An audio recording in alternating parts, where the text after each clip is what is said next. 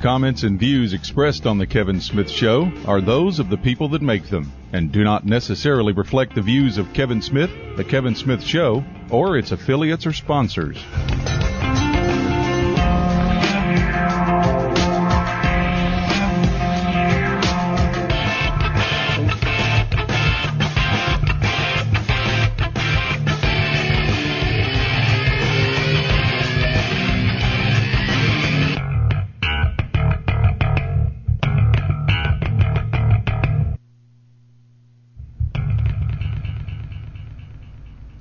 And welcome, ladies and gentlemen, to the Kevin Smith Show, whoever you are, wherever you are, all around this beautiful place we call Earth.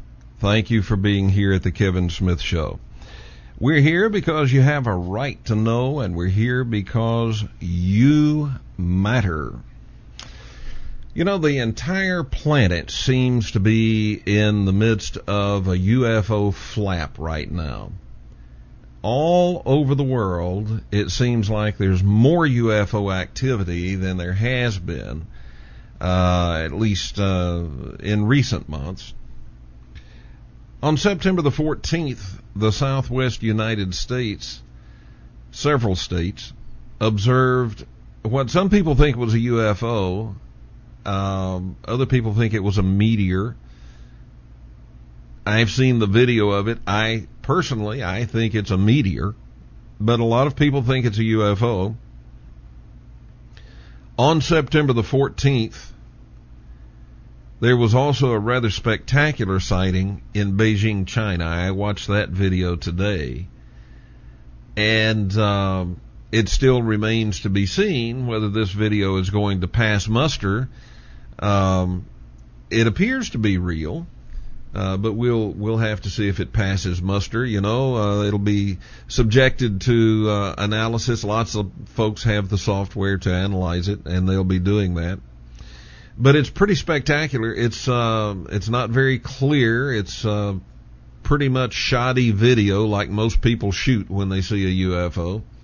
However, there are a couple of places where the UFO is close enough, and the video is just clear enough that you can see it is some type of real structure, unless the whole thing was CGI'd and hoaxed. I don't think it was, and the reason I don't think it was is because usually CGI looks better than that. So I think that this one, because it's not real clear, it might be real. But it seems like the whole world is in this UFO flap. And I wonder, is something up? I mean, is something going on or just about to start happening? I don't know, but it's pretty exciting. The K-Files is our free weekly newsletter. It will be an abbreviated edition this week because I will be traveling. I'm going to visit my sister and my mom, both of them not in the best of health. And so I'm going to visit with them this weekend, and I will be back at the mic on Monday. So you'll get an abbreviated version of the K-Files this week, and I hope you forgive me for that, but I really need to make the trip, so I'm going to.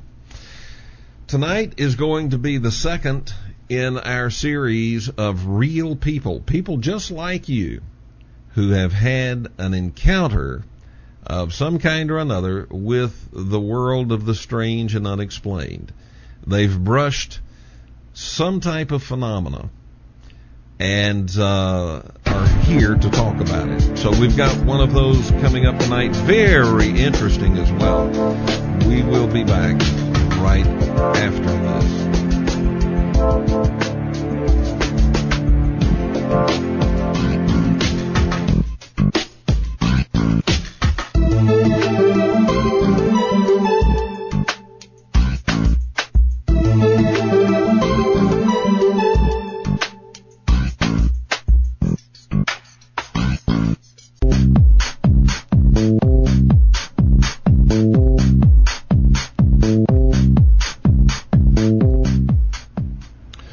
Well, ladies and gentlemen, Welcome back to the Kevin Smith Show. I don't know what the deal is with this broadcast software. It's been acting up, been working all day today. But the TV broadcast software, for some reason, just didn't want to play any music during that break. Anyway, it is a radio show, so if you want to hear the music during the break, that's the place to go, to our radio broadcast. Tonight is another in our series of real people shows. Now, the way this got started is I have a suggestion box, and I invite you to go to our contact page, click select suggestion, and then suggest topics, suggest shows, suggest guests. Sometimes people use that to send me a link. Boy, I got a hot link today, and it'll be coming up next week. We'll be doing a show on that. But anyway, we got a suggestion in the suggestion box that said, I can tell from the callers that people that call the show that there are a number of people in the audience that have had some real experiences with the world of the strange and unexplained, and I'd like for you to do a show where they get to tell their story. Well, when I started getting into this a little bit, I found out there's more to the stories than you couldn't put them all in one show. And so we're doing a series of shows called Real People, people just like you, who have had some type of brush with the world of the strange and unexplained. My guest tonight is Chuck Poloka. He's in the construction business out on the West Coast. He loves fast cars, particularly Camaros. He's a regular listener to the Kevin Smith Show, and he is a member here at the Kevin Smith Show. Chuck is a man who obviously loves life, and he has dramatically escaped death 3 times due to precognition. Now, those who are watching tonight will actually get to see a video of one of these incredible events filmed live as this tragedy occurred. Chuck, welcome to the Kevin Smith Show. Thank you, Kevin. Glad to be here. Chuck,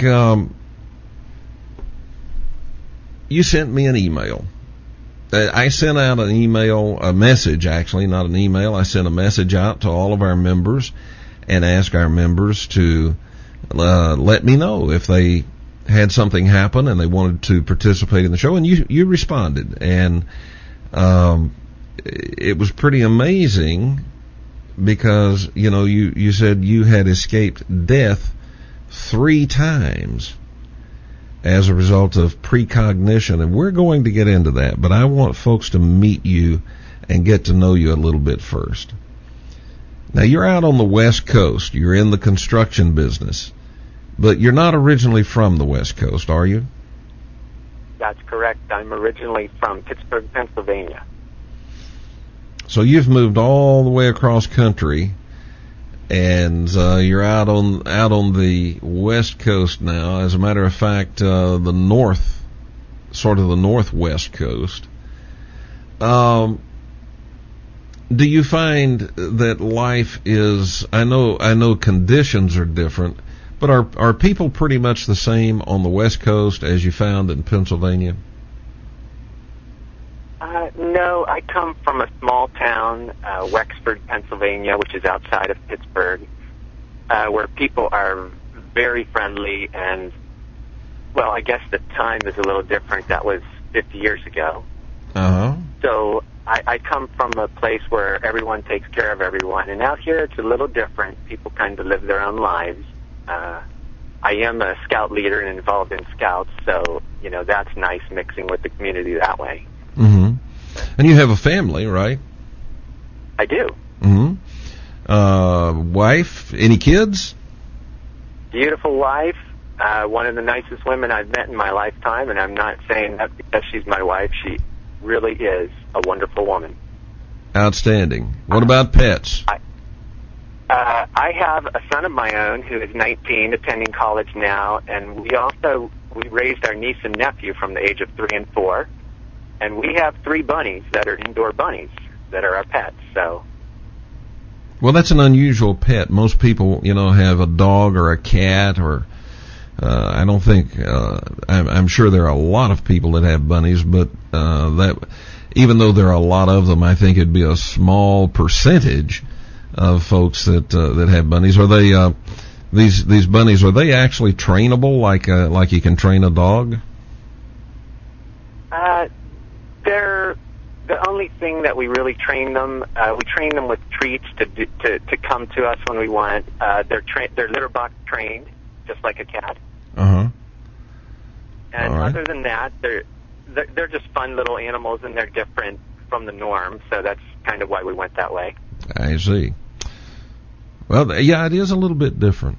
It is. I like bunny rabbits. I had a pet bunny when I was little, but he liked to bite. So that was a little rough. They've got some very sharp teeth. All right. Chuck, you have escaped death 3 separate occasions because of precognition. Yeah. So let's get a thumbnail sketch of those, and then we'll deal with each one of them in detail. But just give us a thumbnail of the 3. What happened and when? I'll give you just a brief startup, which is these started at about age 7, Mm-hmm. and my first recognition that these dreams were trying to tell me and save me from harm was when I crashed my bicycle when I was about 7 years old. Okay. So if we jump forward, I went in the military to finish up schooling, and that's what took me to Ramstein Air Base, Germany, Mm-hmm. which is where I met my wife, who was a U.S. citizen who wanted to live in Germany for a while. That put me at the Ramstein Air Base air show, which I had a vision of, and I had a flashback, or a precog dream, and I had a flashback of that dream the day before, and I told my entire shop that it was going to happen the next day, and it wasn't met. I had one guy jump up and start yelling in my face that that's not the kind of thing you say, and I had to wipe my face off when he was done. So it was an interesting situation, but I explained to him that this has been going on. My second event was I have a 750 horsepower 68 Camaro, and I was driving up the freeway one day. I built this car myself, which is what led to the problem that would have happened on the freeway had I left my house that day. And I had a vision of going up the freeway, having a crash, fatal, and I was killed in the accident. The third one was March 22nd, 2007, which I was going to be killed while I was sitting at an intersection on my Kawasaki Ninja 1000. And that day, I waited to leave my house, which put me behind the accident. So those are the 3 critical ones. All right. Let's go back to Ramstein Air Force Base, Germany, 1988. Tell us. You said you had a dream about this, and then later a flashback to that dream. Tell us about the dream. In the dream, I saw. Now, these all happen while I'm awake, and usually concentrating on something else. And it's kind of like my vision fades of my surrounding, and it's like watching a movie. And then it fades back away, and I can see my surroundings again. That's how it happens for me. All right. Now, how long before the event how long was it before that event that you had this dream or vision? They generally run about 5 to 6 months prior to the event. That gives you plenty of time to forget about it, doesn't it? Well, it does.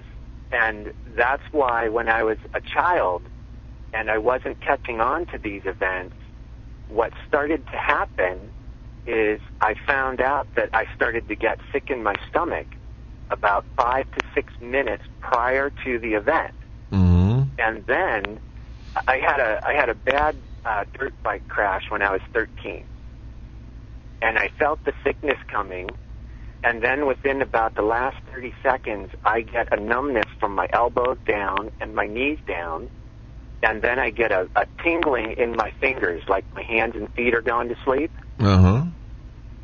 So I learned that that's what was telling me, because when this dirt bike crash happened, I felt the sickness coming on, and I thought I could avoid the crash by just being more cautious as I went across the field, but it still happened.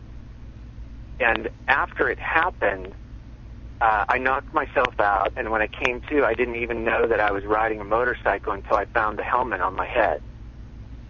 So I don't know how long I was out, but it was a pretty good hit. But that's the point at which I learned that this sickness happens. So then I could look at my surroundings. I get so sick in my stomach, and I have a very strong stomach, that I'm to the point of almost throwing up. So that's how I recognize that an event is coming, and then I have to look at the conditions around me to know what the event is. And usually it's pretty easy to figure out. Okay, back to Ramstein, 1988. How long before Ramstein, before that event, how long was what time period before that did you have the dream? It was about 5 months out.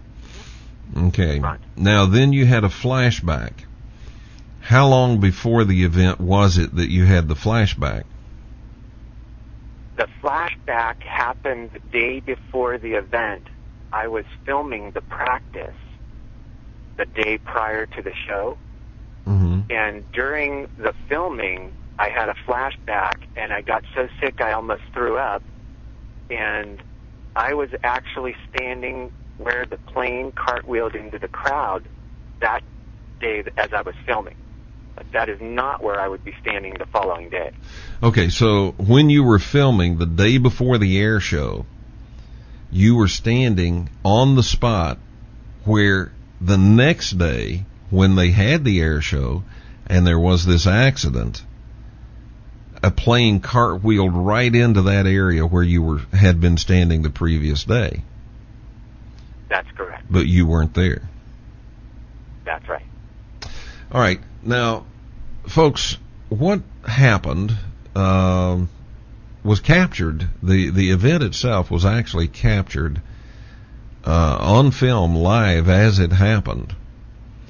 And this was in 1988. This is at the Ramstein Air Force Base. There is an air show there. And the team of jets that is involved in this are from Italy. They are called the Tricolori, the three colors. And we see the jets come flying over the crowd, and they are letting out colored smoke as they do so, green, white, and red, which I assume are the colors in the Italian flag. And so then we see them going into a maneuver, and it's one of those where jets are flying towards jets. Well, they didn't clear each other, and one jet was hit and took out two other jets. And the one that was hit, as Chuck told us, cartwheeled right into the crowd. And there was jet fuel burning everywhere. It set cars on fire, and of course they had fuel in them. Lots of people injured, and it was bad. Where were you standing when this happened, Chuck? Now, the day of the crash, I Mm-hmm. was actually going to be killed that day. Okay. And where I was standing on that day is I was standing right in front of the medevac helicopter. And the medevac helicopter was taken out by the jet sliding right into it. Correct. Yeah. And go ahead. Oh, I just said yeah. Go ahead.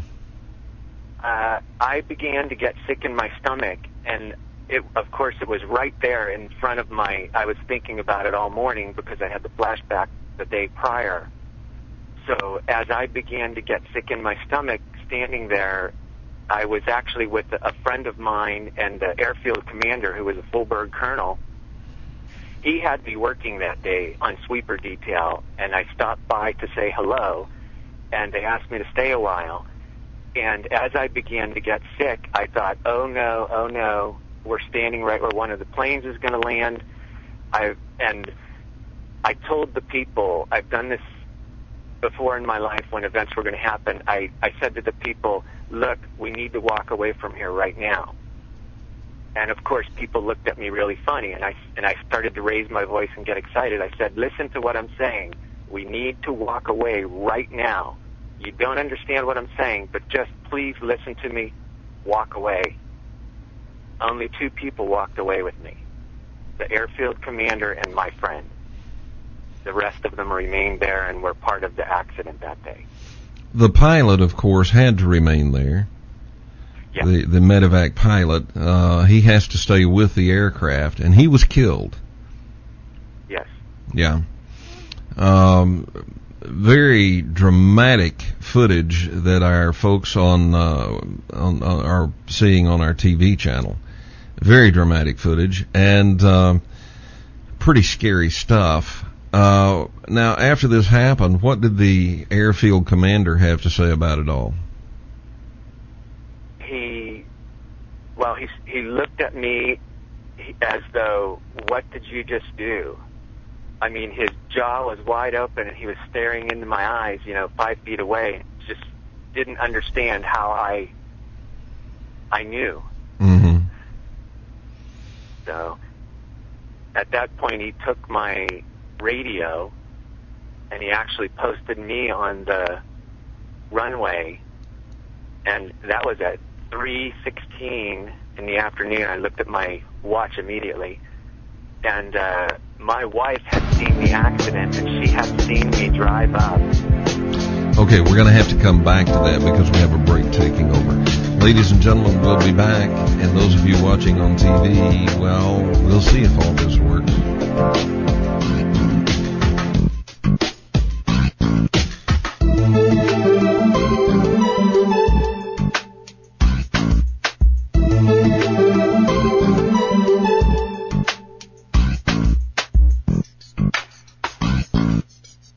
To The Kevin Smith Show.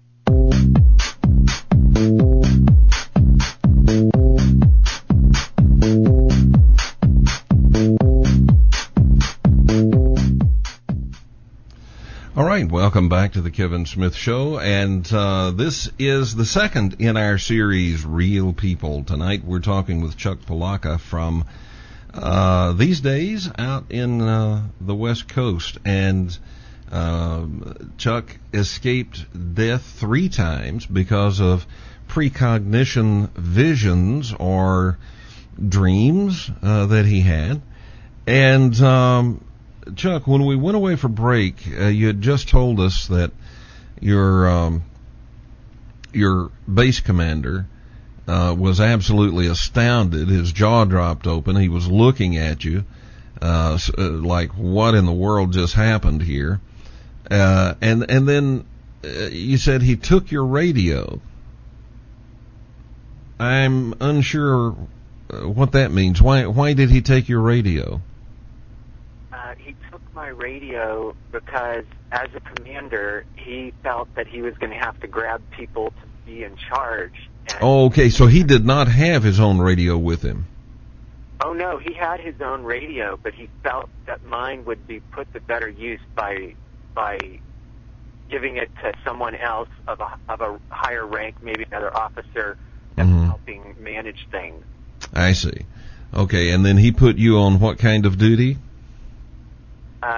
He put me, the plane that cartwheeled into the crowd actually crashed into the runway and rolled across the runway, or at least slid across the runway, and that's where the remains of the pilot was deposited. So he put me there to guard his remains and asked me not to leave until he relieved me. Okay. So, and then you said your wife had seen this crash happen, right? Right. My wife was with a number of my friends that were off that day, and she had seen me stop to say hello at the medevac helicopter, and she watched me get out and walk to the front of the helicopter. So when she saw the one plane land on the helicopter, she thought at that point that I had been hit. So a very frightening day for her. Right. So it wasn't until 11:30 that night that the airfield commander came and relieved me, and I was able to get to a phone and call my wife. Was she relieved to hear from you, or had she already heard from someone else that you were okay? No, that was the first. She was absolutely shocked to hear my voice. Did your airfield commander or your friend that walked away with you, did they ever talk with you about this again? The airfield commander did not, but my friend did. And it was a mixed bag as far as people went, because there were a couple of my friends that were very religious, and one of them saw it as the work of a positive force, as in his words, God. The other saw it as the work of a negative, that I made the event happen. And that guy never talked to me again for, I guess, nearly a year. Probably 7 to 8 months until I left the base. Mm-hmm. Well, I'm unkind about things like that. I would say it's a positive he didn't talk to you again. You don't need to be talking with people that stupid. Well, that was kind of my feeling. Yeah. Okay, now let's roll forward here. After Ramstein, what was the next in that series of life-threatening events that you escaped as a result of precognition? The next was my 68 Camaro, which I fully restored at home, and that is actually what led to what would have happened on the day that the event would have happened. When I was putting my steering on the car, I had 8 cotter pins that go into the joints, the tie rod ends, and the ball joints. And one of those cotter pins, as I was working, fell into a crack in the concrete, and I couldn't get it out. So I figured at some point in the future I'd pick up another one when I made it by the parts store, and I'd get it placed in where it belonged. By the time the car was finished, I had forgotten.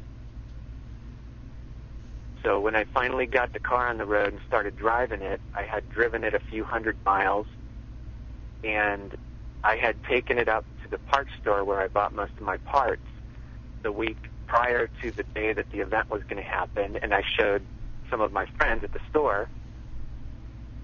Then, well, the Precog vision was about 5 months out also. Okay. But on the following week, some of my friends that didn't get to see the car the previous weekend had asked me to bring it up on Saturday morning so they could see it.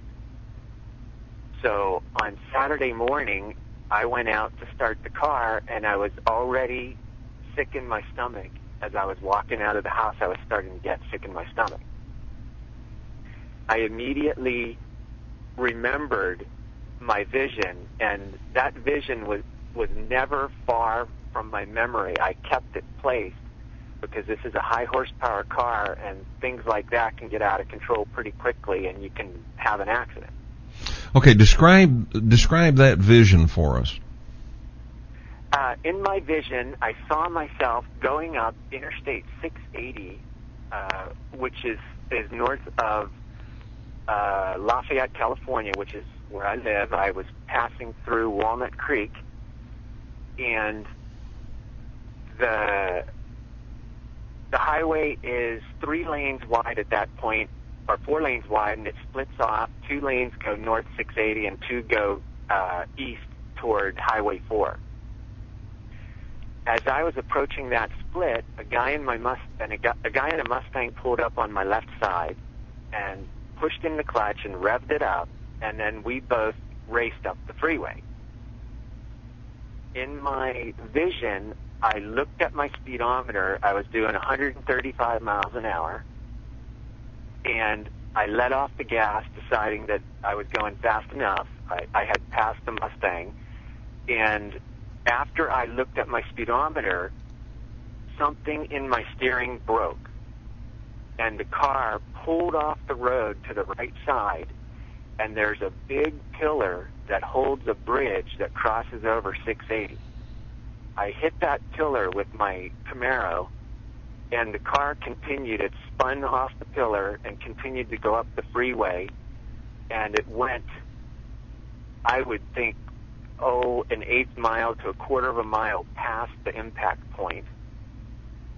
And the last part of the vision was me watching an officer pull a wool blanket over my body, and he pulled it over my shoulder and head, and as he was doing that, a fireman had walked up to his right side, and he had a big first aid kit in his right hand, and the officer looked up at the fireman and said, "There's nothing we can do for him. He's gone."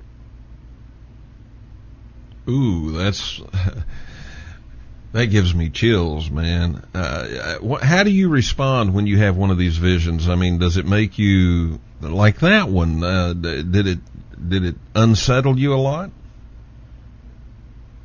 Yes, it did a little, but I had learned at that point that I was able to stop these events by removing myself from the situation.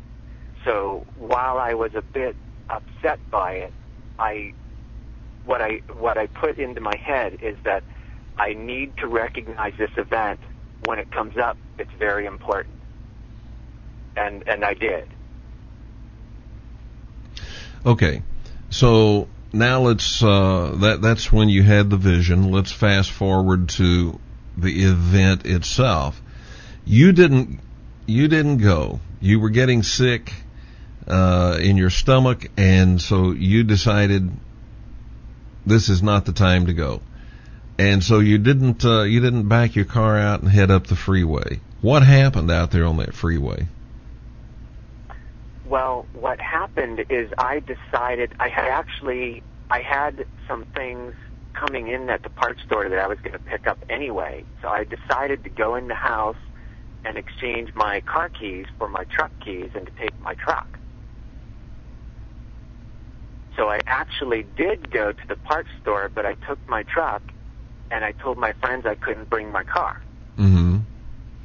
Now, when I drove through the crash area where I would have crashed, I had a flashback of the vision, and my heart stopped beating for at least 3 to 4 beats as I drove up the freeway. Okay, so in this particular event, nobody crashed. That's right, because I left my car at home. Uh-huh. I was the one that caused the accident, and it was a single car accident. No one else was involved in it. All right. Did you tell your wife about this one? I didn't tell her about this one, but I did tell her about the third one. Okay. Well, let's get into the third one. When was the third one? That was March 22nd, 2007. But there's one brief finish up Okay. for the second event. All right. On the second event, when I drove through and I had a flashback of the vision, when I came home, I got out of my truck, I realized that my steering broke when I saw the vision again. So I immediately went over to my car and I jacked it up. And on the right side, outer tie rod end, I saw that it was loose. And I turned the nut. The nut turned 1 1/4 turns, and the tie rod end dropped to the ground. It was about ready to fall off anyway, wasn't it? Exactly. And that would have been what caused the accident, because the car pulled to the right side, which would have meant that the right tire turned all the way out to the side and was sliding and pulled the car off the road. Now, this cotter pin that you dropped, I'm assuming the way this works is there's the tie rod end, there's a nut that holds it in place, and through the threads there is a hole where the cotter pin goes to lock the nut there. Is that right? That's correct. You have what's called a castle nut, which has slots in it, and once you tighten it down, you line one of those slots up with the hole through the threads, and you slide the cotter pin through, and then you bend it back up over the top of the end of the bolt. Mm-hmm. And that's the one that you had dropped. Correct. Wow. So how did that affect you? I mean, we did Ramstein, and you didn't get killed. And then now you had this happen, and you paid attention to your vision, and so you didn't get into an automobile accident. But when you checked your car, the very thing that would have caused that exact accident to happen was wrong with your car. How does that affect you? I mean, do you just kind of go, wow, that's cool, or you break out into a cold sweat, or what? Well, it taught me a lesson about if there is something. I've built some race cars for other people, Mm-hmm. and what it taught me is to never let a loose end hang. If there's something like that that's a safety issue, stop, go get the part. And Get it done right now. Okay, we have to step away for break. We'll be back with Chuck Poloka right after this.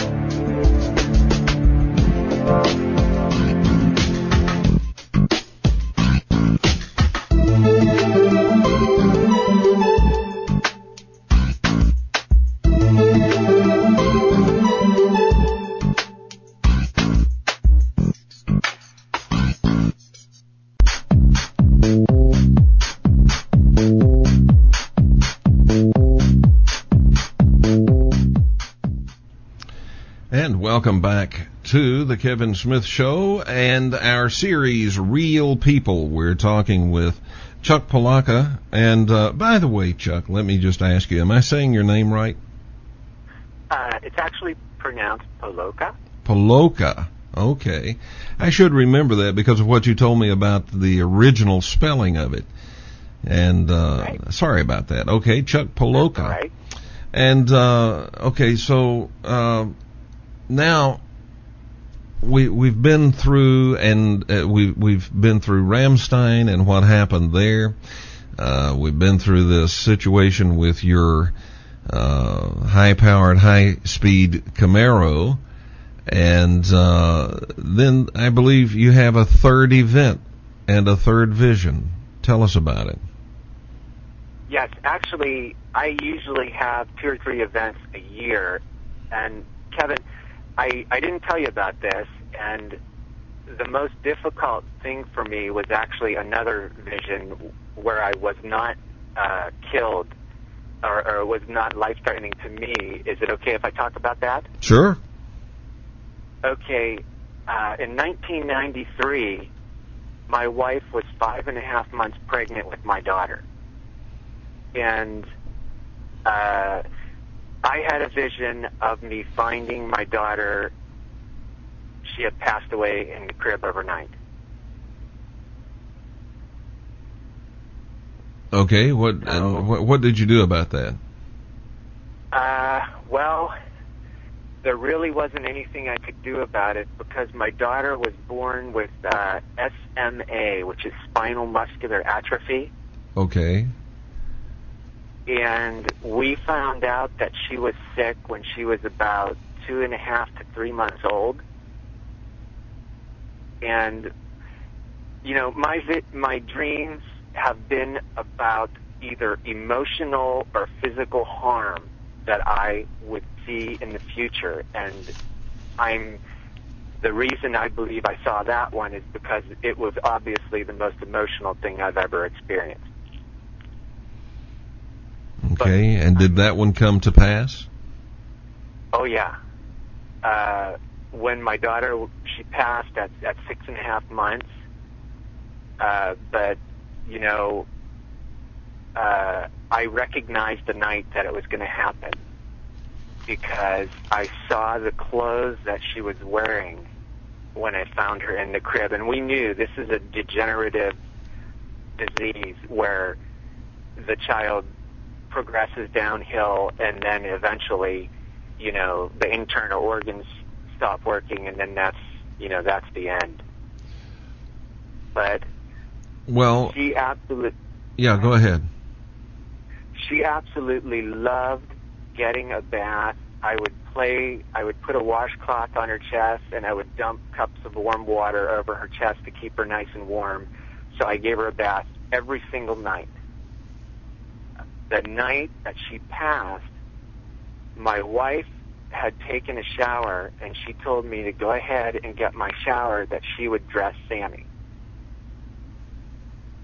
Well, when I came out of the shower and I saw the clothes that my wife had put on Sammy, my jaw dropped and I went, and I stepped backwards and my wife said, "What's wrong? What's wrong?" And she said, "I know the outfit's a little bit small, but I wanted to see her wear it one last time." Well, for me, I recognized the outfit. Okay, and my daughter went to sleep every night on my chest, as my son did for 2 years. I would let her sleep for half an hour, and then I would put her in her bed. And that night, I usually put her on my chest at 7:30 to 8 o'clock. That night, I let her lay on my chest till after midnight, and my wife kept asking me why I wasn't putting her to bed. And that was the night. Wow. Well, you know, I asked you about the other ones, how it affected you. I don't even need to ask you about this one. I know how this had to have affected you. It had to be devastating.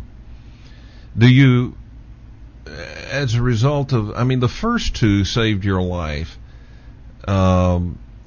This one was something very, very traumatic and sad for you and your wife.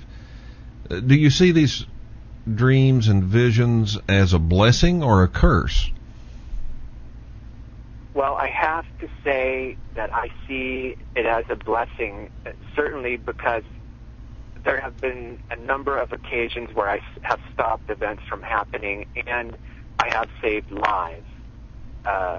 So it's a good thing. And in that case, my wife is an absolute sweetheart, and I knew what it was going to take to get her through, so I had time to prepare. Mm-hmm. Yeah. Well, I'll tell you what, you listen to the show frequently, and you are a member, so you know what flash messages are. And I've already gotten 3 flash messages, and we haven't even opened up haven't even opened that up yet, really. I mean, I haven't announced it yet. But 3 flash messages already, so it's people are very interested. All right, let's talk about this third event that was life-threatening for you. The The third one, I had a vision of me sitting at a stoplight. I was looking from above, and as I was sitting at the stoplight, a BMW, rear-ended me and ran into the line of traffic, traveling between 90 and 100 miles per hour, and it instantly killed me because I hit my neck and head on it. It smashed the windshield in when I hit the windshield, and my neck and head hit where the roof and the windshield met, and I was instantly killed. The bike appeared. I couldn't identify the bike, but the bike was yellow. It appeared yellow, orange colored, and that's exactly the bike that I have, which I did not own at the time of the vision. Okay, now I'm a little confused. I thought in your vision you were in a car. No, I was on my Kawasaki Ninja sitting at the stoplight. Okay. And all right, and you got hit from behind, which then I guess would make you airborne. Would make me what? Airborne. You would hit the air. You would go into the air. Right. I flew up into the air, and the car drove underneath me as it continued to plow into cars that were... It completely ran over the motorcycle. Yeah.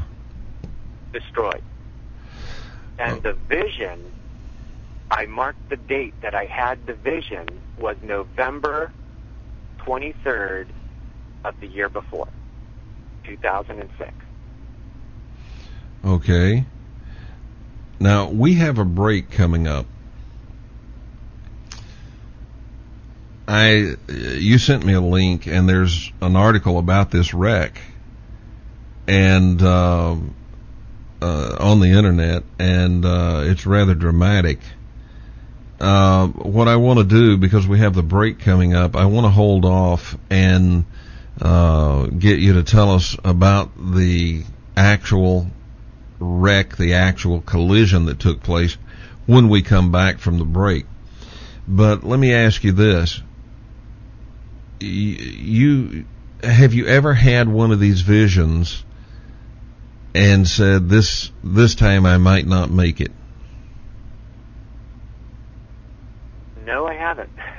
That's a good thing.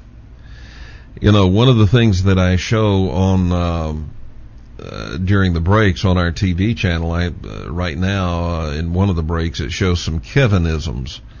And they're just little sayings that I have. Well, one of them is, you got here with an expiration date. Stop looking for it. And I think that's important. I think when you have a precognitive gift like this, you got to look at it as a warning and pay attention to it and not be looking for the expiration date. And we'll be back, folks, right after this break.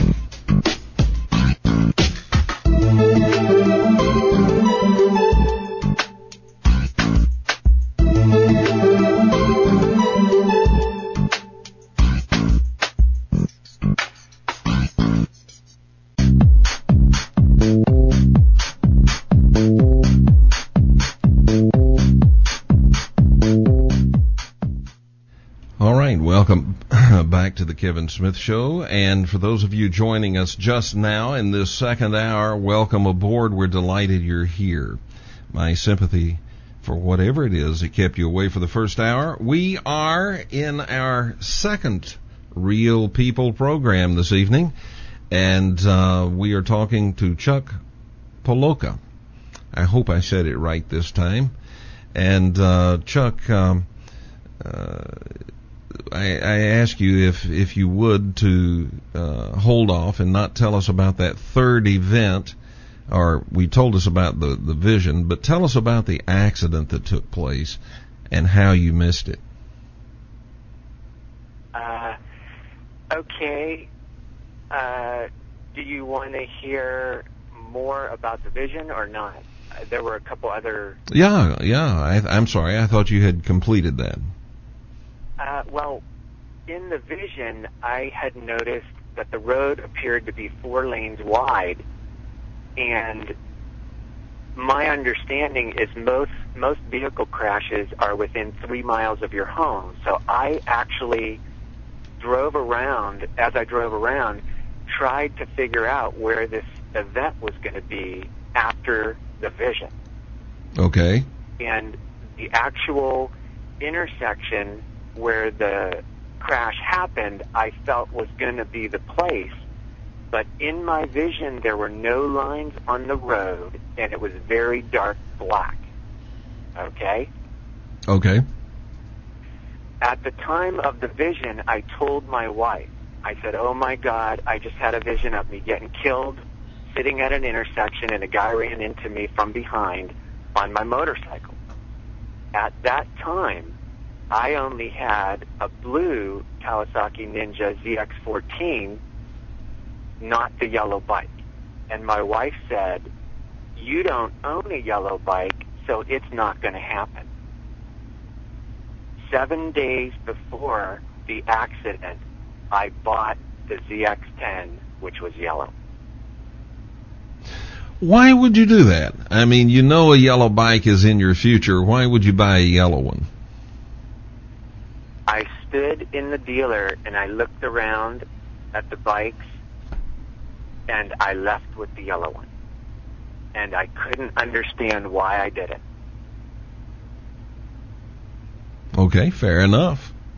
People, all of us, do things that we later, if somebody says, well, why did you do that? I think all of us can say, well, I don't know. I did it. You know? Mm-hmm. All right. Now, the following day, I bought the bike on a Friday. The following day, I washed the bike and waxed it, and my wife was sitting on the front porch reading a book, and I laid down on the front lawn and I meditated for about 20 or 30 minutes. Uh-huh. And when I sat up and looked at the bike, I said, oh my God, that's the bike. And my wife said, what bike? And I said, the bike from my vision that I told you about back in November. And she said, it better not be.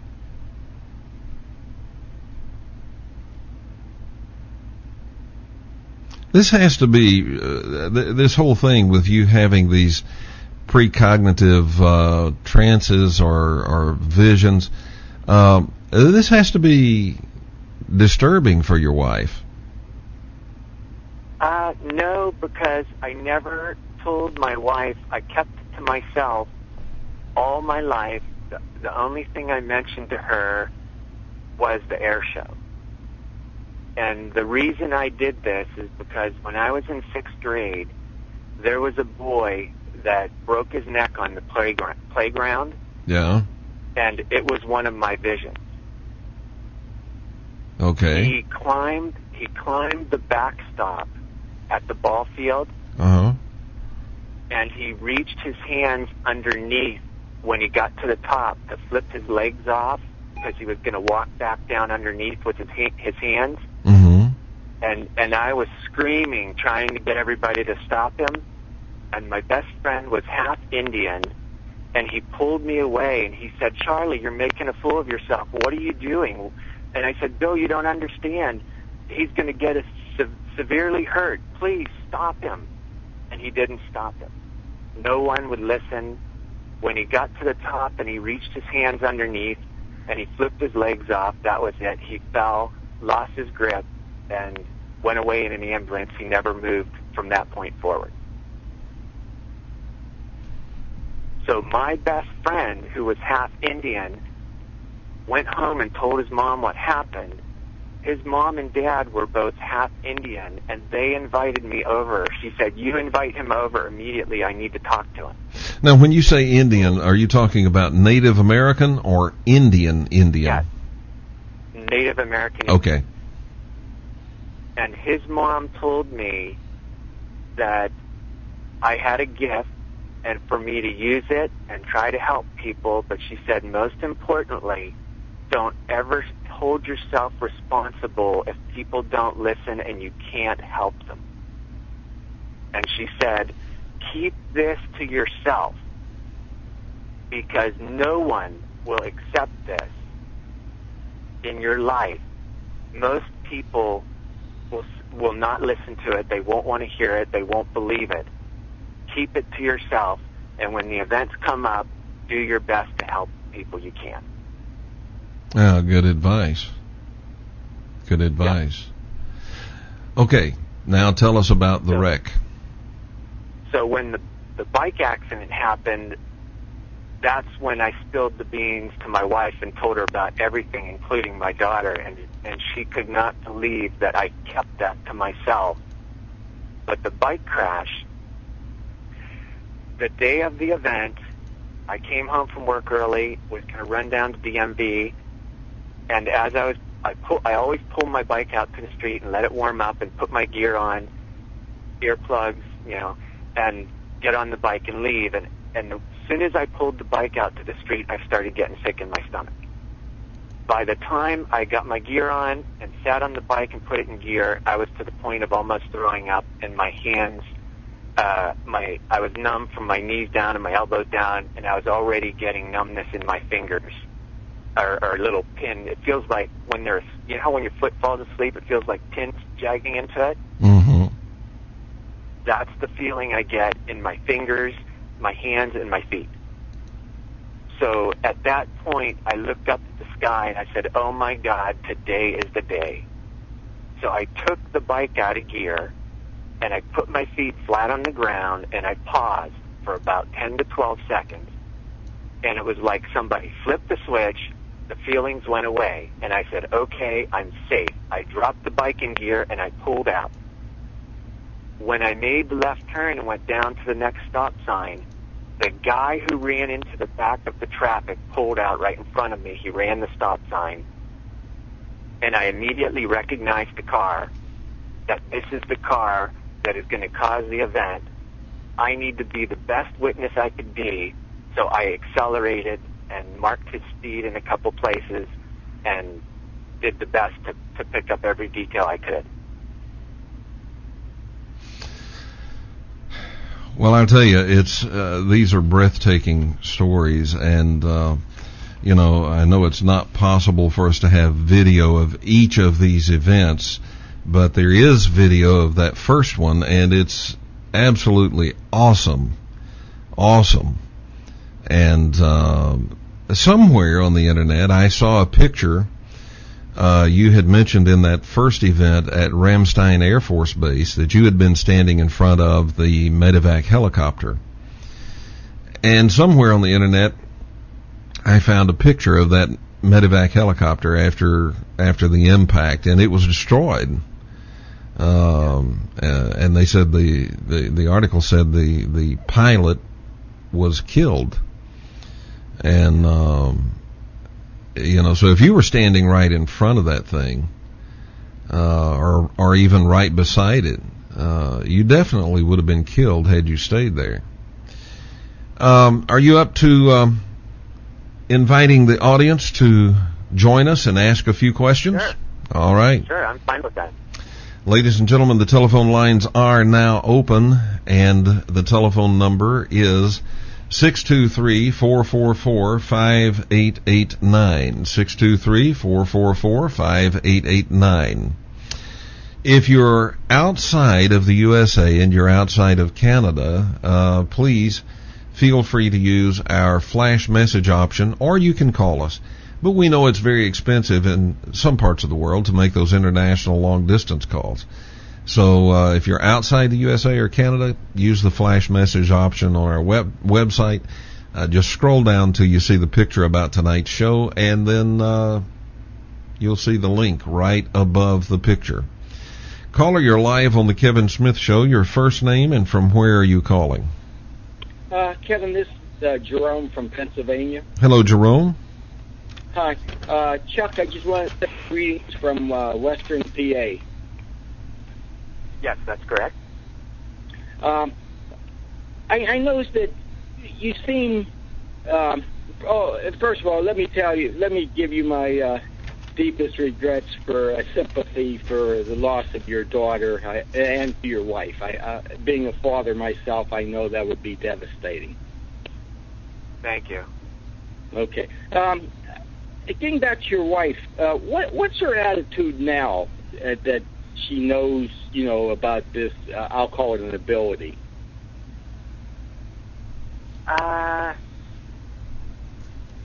Looking back, then it was easy for her to see that I have it, because there have been other events since then.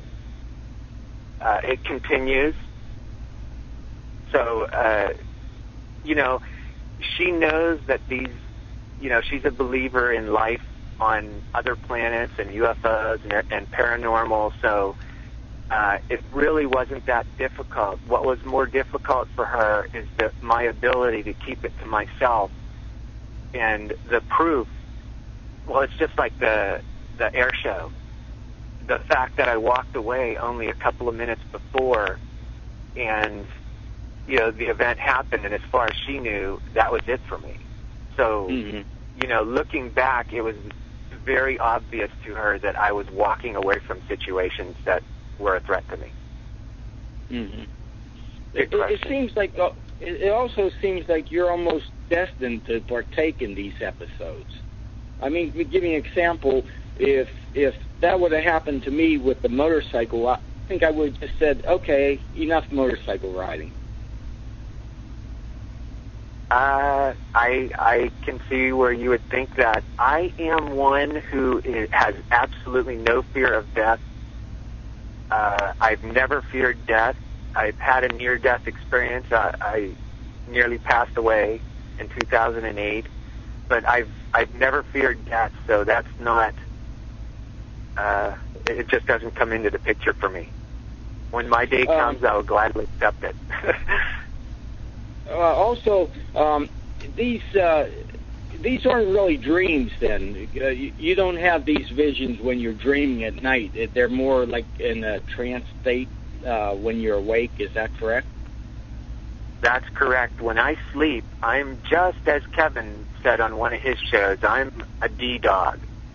I'm deep into sleep, and I wake up after 5 hours, and I'm done sleeping. These happen while I'm wide awake, usually while I'm working.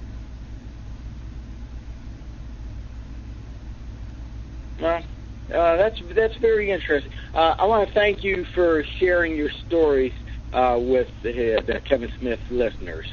And thank you, Chuck, and thank you, Kevin. Sure, thanks. You're welcome. Thank you, Jerome, for the call. Let me. The telephone lines are open, folks. If you wish to call, let me quickly throw this first flash message in from Becca in Norway, because you actually have just answered it. She said, "When you have a precognition, do you go into a trance or what? How does it happen?" Well, there you go, Becca. It's just been answered. Are there any warning signs? I mean, like you told us, you have the vision, and then when the event that the vision was about is about to happen, you get sick at your stomach. Okay, do you have any warning before a vision? Anything that tells you a vision's about to happen here? I don't.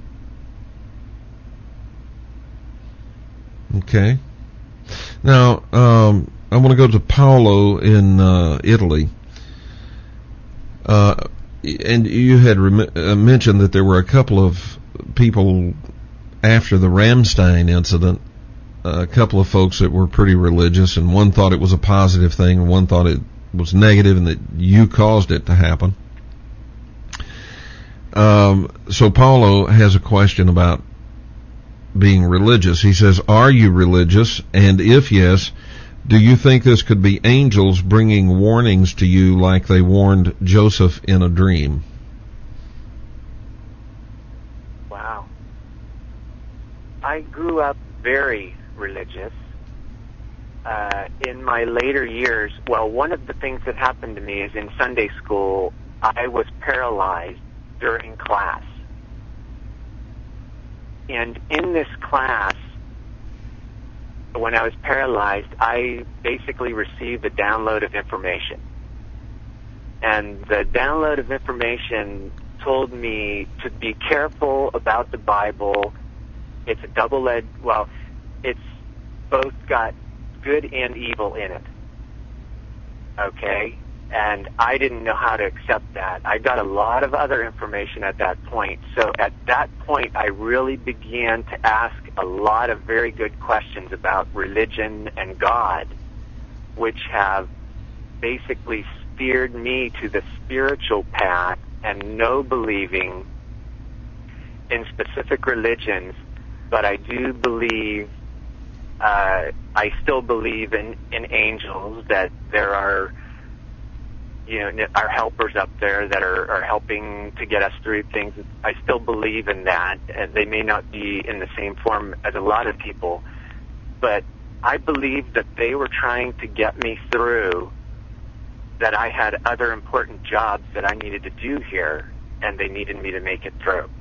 So I think that answers this question, that I believe it was good, and I believe they still needed me here. All right. 623-444-5889. Ladies and gentlemen, a bunch of you have had precognitive experiences.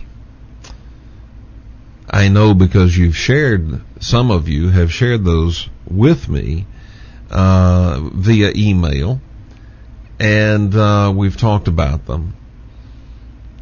But even if you haven't had anything as dramatic as what Chuck is talking about here tonight, I think all of us can say we have had precognitive experiences.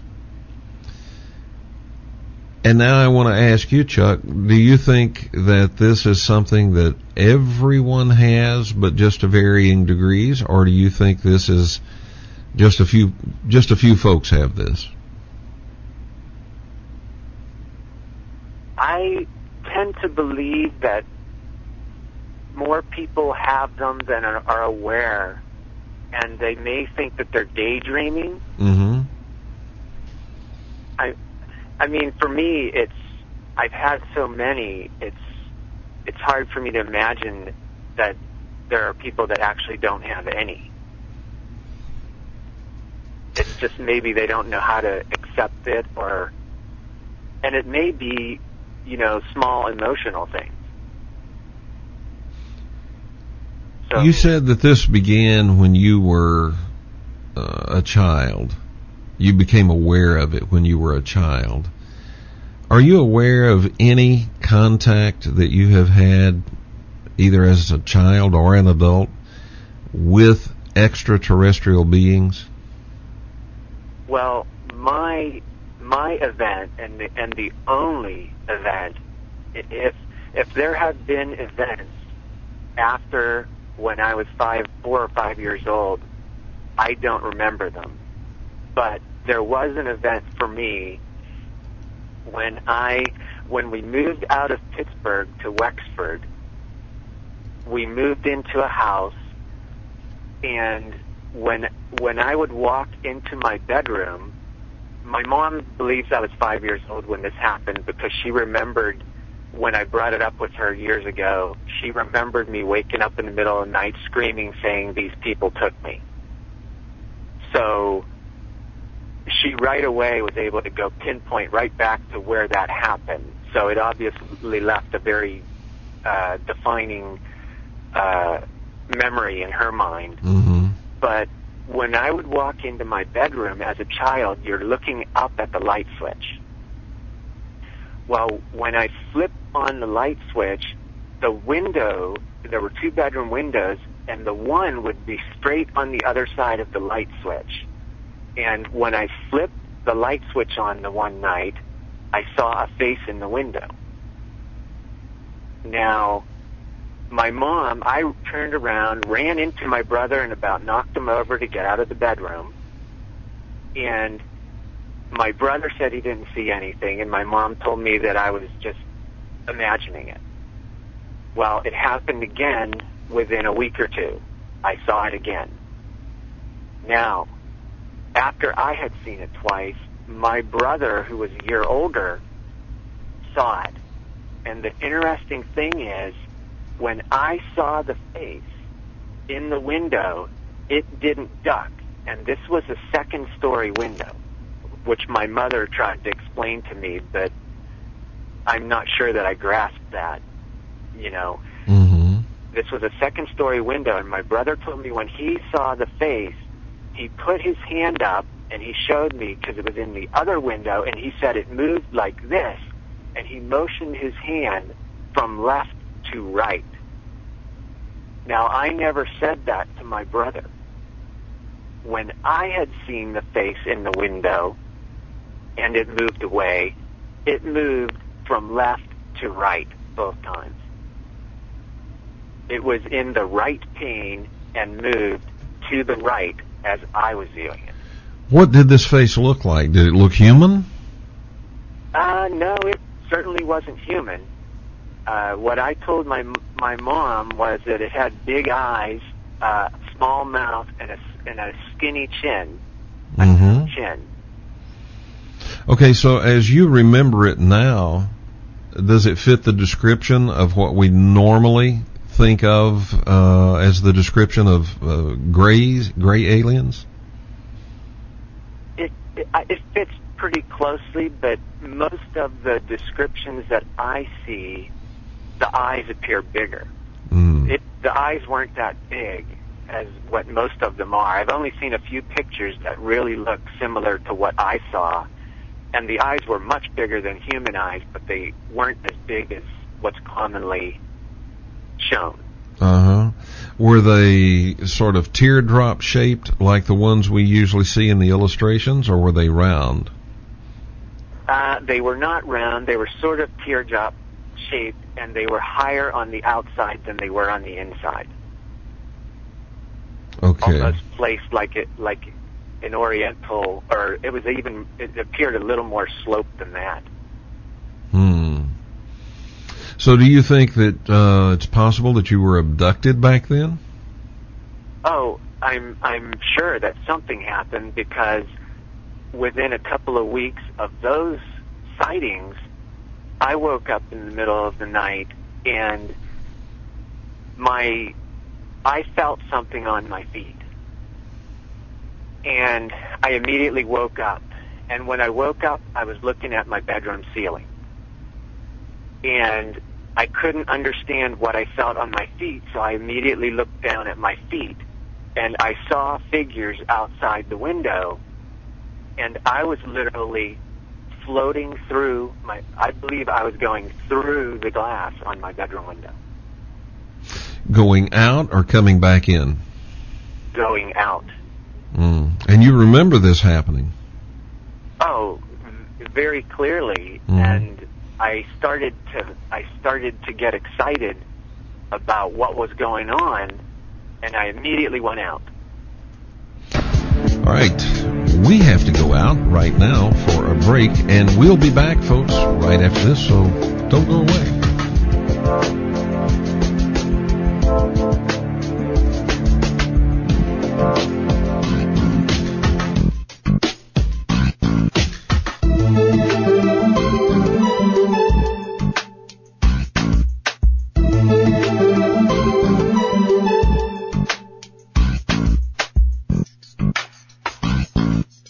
Listen to the Kevin Smith Show and my IQ jumped 20 points.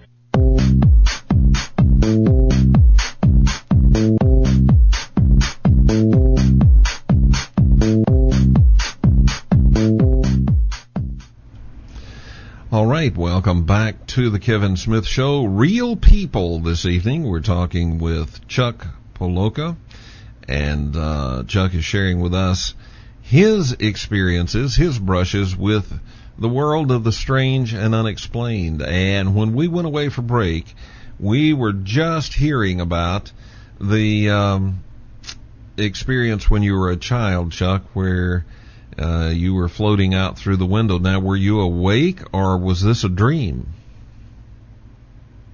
Well, most of my life, I believed that it was a dream. My mom had convinced me that I had a nightmare, and I pretty much settled for that.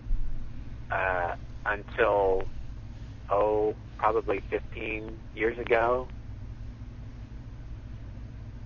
What happened 15 years ago? Well, I started to think that if I was a child at age 5, how could I have possibly had a dream like that also matched? I saw one of the faces on my right side that was the same face that I saw in my window 2 times prior to the event. So that kept telling me that it was not a dream. And actually, about 5 years ago, I listened to a gentleman who was, I believe, 5 years old in 1941 and was being abducted. And he had come to the same realization that how could he have possibly had a dream about things that he couldn't have possibly imagined existed? Well, that's an excellent point. You probably, if you've been listening to this show for a number of years, you've heard me do this where I say, okay, get a pen and paper or a pencil and paper, and I want you to draw me a flamafligi. You can't do it. You know why? Because you can't imagine what it is. You don't know what it is. You can't draw one. That's right. And I think that same principle would apply to dreams as well. Your dreams can only be constructed of things to which you have been exposed, I would think. At least that's the way I see it. If you've never been exposed to anything at all like that, you couldn't just dream it up, pun intended. Dreams are constructed of stuff that's already in our minds. All right, so do you have now? You have these memories now of having had contact with extraterrestrials as a child. Do you have any memory of being on board their ship? Nothing at all. And as far as you know, you've never had any other contact with them except when you were about 5 years old, right? That's correct. And the last event of that night, we had a favorite tree in our backyard. Now, this happened in the middle of winter. Okay. And I found myself, we had this favorite tree that we called the big tree. It was very tall, probably 110, 120 feet. And it had to be 2.5 to 3 feet around. And we often played around that tree. It was our favorite tree. Well, that night, I found myself sitting in 10 inches of snow underneath that tree in my underwear and T-shirt that I slept in. I woke up and I was like, what is going on? Why am I here? What am I doing? And I started to move, and I all of a sudden went out again. And the next time I was in my bed, I woke up, and that's when I screamed and my mother came in. You said that you think you experienced as a child a download where a lot of information was downloaded to you, and I think you said this happened while you were in a Sunday school class, and you became paralyzed while you were in this class. And then this download happens. What sort of information was downloaded to you other than you shared with us that you were told be careful with the Bible because it has both good and evil in it. What else was downloaded to you? Things like there's life everywhere out there and the earth is not just it. Understanding about electromagnetics and that there's energy everywhere. The sun is not exactly as we're being told. Just a lot of things that left me puzzled as I went through school and learned things the way that I did, and they didn't seem to mix. Well, now you mentioned, that you were being, in this download, you were told that there's life all out in the universe and it's not just here on Earth.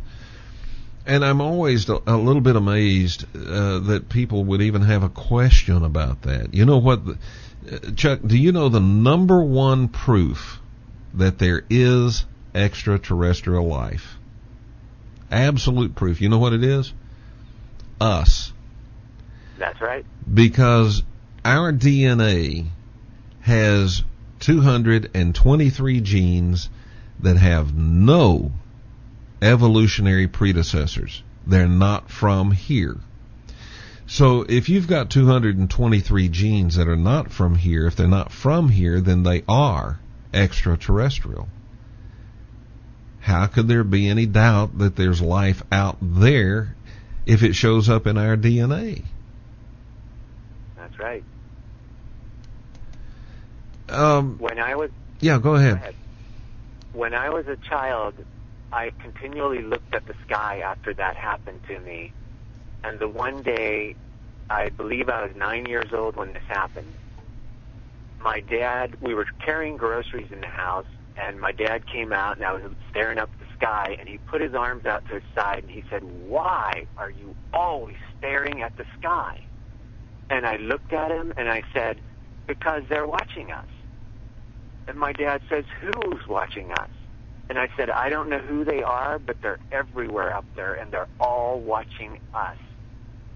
And my dad just stood there shocked. And my dad was a police officer who usually worked midnight to 8. So a week or two later, my father pulled me aside, and he said, "After what you said the other day, I have to tell you that you're right."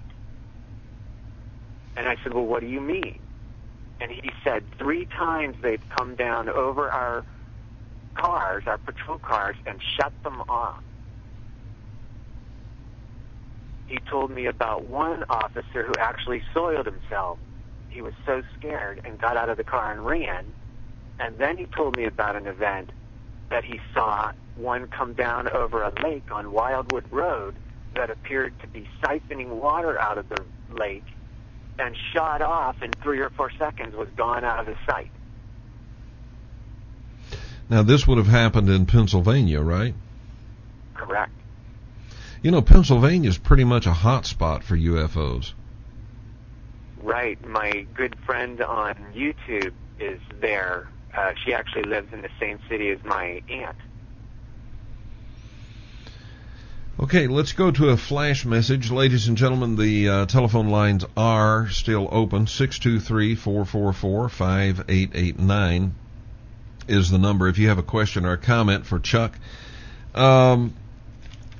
Let's go to the flash message from Lemmy in Israel. I hope I'm pronouncing that correctly, Lemmy. If I'm not, forgive me. Other than these premonitions, are you psychic? No. I did meditate as a child and saw a lot of visions and saw a lot of very interesting things. The only psychic activity I participated in was after I almost died from asthma. I woke up, my arms and legs had already been shut off, and I realized my heart was racing, and I knew I had to breathe as quickly as possible, and I saved my life. Now, I never had a precog dream of that event, or if I did, I didn't remember it. But after that, I was able to do anything that I wanted to do, out-of-body, remote viewing. I went back into a number of my visions and pulled more information from them. Why do you think that happened? Well, I think that I connected with something from that near-death experience because I found it. I could literally sit down on my couch and start to meditate, and within 15 to 20 seconds, if I wanted to be in another city looking around, I could be there that quickly. And do you find any of that frightening? only thing that was frightening is when I decided to go places that I really wasn't sure I should have been. Such I heard as? about Anunnaki caves. I heard about these underground caves that were found Uh-huh. right after that event. And I started thinking about them so much that I sat down and meditated and found myself walking around in a cave, underground. Was that on Earth or was it on another planet? It was on Earth. And were there Anunnaki in this cave? No, I didn't see anything other than I was in a big round tunnel, and I had the most shocking experience of my life when I decided to reach up and feel, to see if I could feel the wall, and I saw my arm. Why was that shocking? Well, because I had done out of body and looked at quite a few things, but I had never seen my body before when I was doing it. Mm-hmm. And when I reached up to touch the wall and I saw my hand and my arm, and I looked down and looked all the way up to my shoulder, I was absolutely shocked. So then you were actually physically there. Well, it certainly appeared that way. Uh-huh. Well, in remote viewing, they call that bilocation. That's what Rebecca Jurgen told me, that I was, and I went to the cave 3 times. Uh-huh. And in my third visit, I had come home that day and stuck some plywood up against the fence. And when my wife and I went to bed, my wife and I always go to bed at the same time. So I laid down in bed, and my wife was climbing into bed. And I had been to the caves twice, and I told my wife all about it. And that night, when I laid down and closed my eyes, I had simply closed my eyes, and I found myself in the cave again. After finding myself in the cave, the wind blew, and it knocked one of the pieces of plywood down that I had placed outside. And while I was looking around in the cave, I heard the plywood fall. And my wife, who just got in bed 5 seconds ago, and looked right at me with, my eyes were still open. I could still see the bedroom ceiling. Uh-huh. Okay? And I could see inside the cave. Okay, we're going to get the rest of that when we come back from break. Caller, are you willing to hang on through the break? Yeah, this is Ed. Okay, Ed, you hang on through the break, and we'll let you talk with Chuck Poloka on the other side of this break. We shall return, folks, right after this.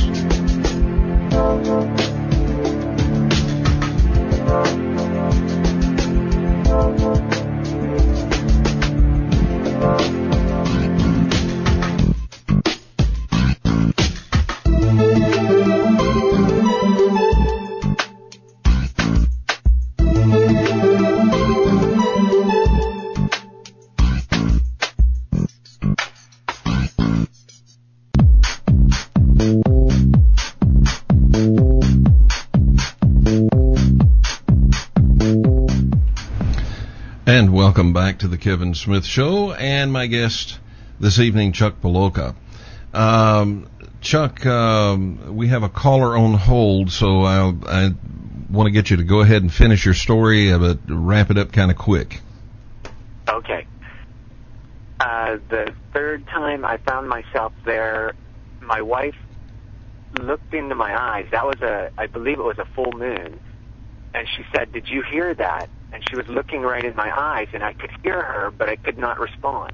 Mm-hmm. And so she got a little excited, and she said, "Did you hear that?" And then she started going, "Oh, my God, what is going on?" Because she realized she could see in my eyes. Mm-hmm. And I was trying to give her an answer, and I couldn't until I finally returned. And then I actually said, "Yes, I heard it," and I started laughing. I said, "Oh, my God, I was in the cave again." So she actually got very excited and told me, stop this. Mm-hmm. She was scared to death, of because I just happened to snap there, I didn't even try to do it. Yeah. Okay, let's go to the telephone. And caller, you're live on the Kevin Smith Show. You'll have to be pretty quick. But if you have a question or comment for Chuck Poloka, you're on. Your first name and where are you calling from? This is Ed Grimsley, and I missed part of the show and just got on late there, and I'll probably be meeting Chuck tomorrow night at a Skywatch if he's coming. And anyway, hi Kevin, and how are you doing? I'm doing well. Ed, I'm amazed that you and I can talk, because the last 2 times we've tried to talk, the telephone has gotten so choppy we couldn't even carry on a conversation, and we were not on the air. Yeah, and the thing was that when I try to call you back sometimes, your line just is like blanked and gone, and it's like it's ringing out into space. Somebody's playing games with us. Definitely game playing. Yeah. But go ahead with your question or comment for Chuck. Yeah. Are you coming up tomorrow for the Skywatch, Chuck? I believe I will be there. Okay. And I didn't get on to the show because I got back late from the people that I was with. I can tell this real quick, but I took some people out on a Skywatch tonight, 2 people, and we saw something that literally scared the 2 of them, and they just stopped the Skywatch and said, I'm sorry, we're going to go home. We don't want to see anything more, and we know they're there, and we just want to go home. And if you don't mind, we're going to leave now. Wow. And made the goggles back and left. Wow. And Ed, while we have a good connection, because you and I usually cannot even talk to each other. No, it's ridiculous. All right. I'm going to call you immediately after I go off the air tonight. Okay? Okay. Yeah. What will you call me? Anything good? Probably. But thank you for calling in, and I will call you immediately after I go off the air. Maybe this connection will still be good. We'll see. Chuck, one of the things that you mentioned is that this thing really scared your wife because you just sort of popped into that cave without even trying. Did it scare you as well? No, it didn't. When you were in the cave, what did you see in this cave? I didn't see anything setting around. I simply saw a tunnel heading straight out in front of me, and I saw what appeared to be a tunnel going off to the left side.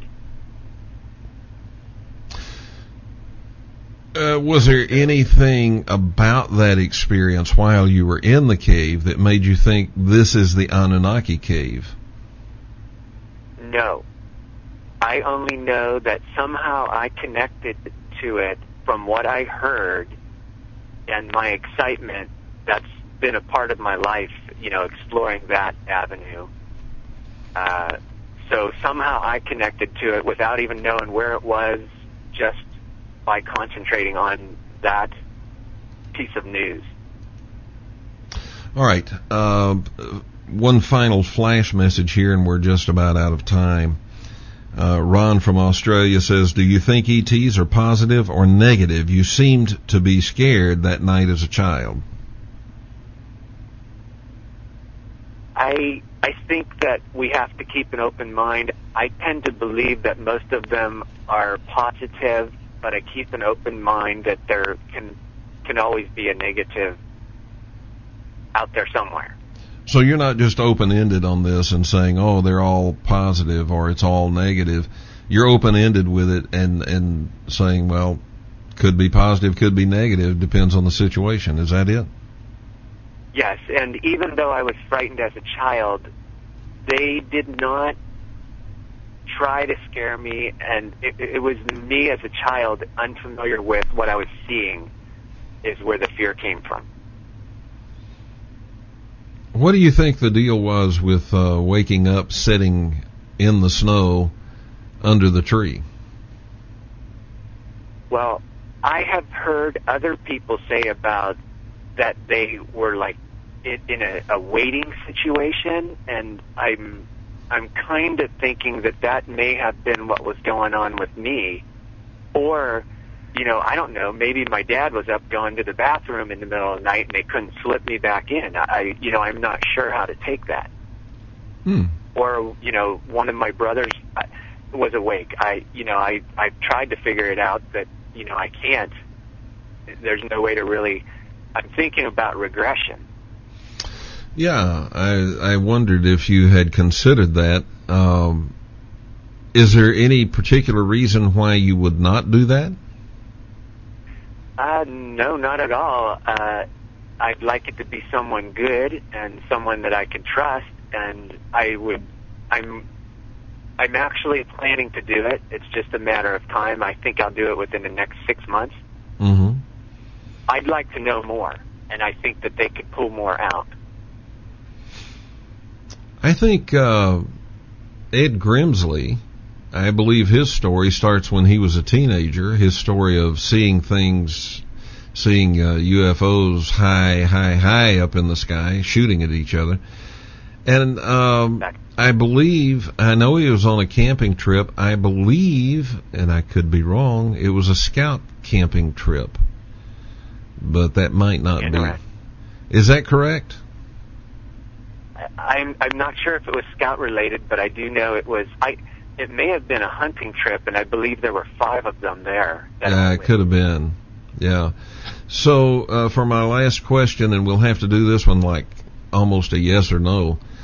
When you've taken your scouts out and been camping, have you ever seen anything unusual in the sky?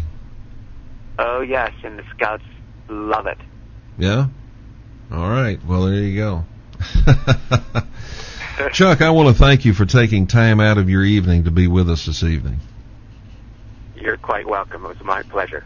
If you will, just stay on the line with me for a moment as I bring the show to a close and bring the Starship in for a landing. Ladies and gentlemen, real people just like you. Get up and go to work every day, have families, raise kids. They're just like you, and they experience a brush with, an encounter with, the world of the strange and unexplained. If you have, and many of us have, you're not crazy, you're not nuts, you're not losing your mind, and there's no reason for you to think so. Just remember, real people just like you, all over this country and all over this world, have brushes with the strange and unexplained. It's about time for me to say that my friends call me Steel Eye. My enemies do too. You can call me whatever you want to call me. Just keep coming back again and again and again. Until next time, so long everybody.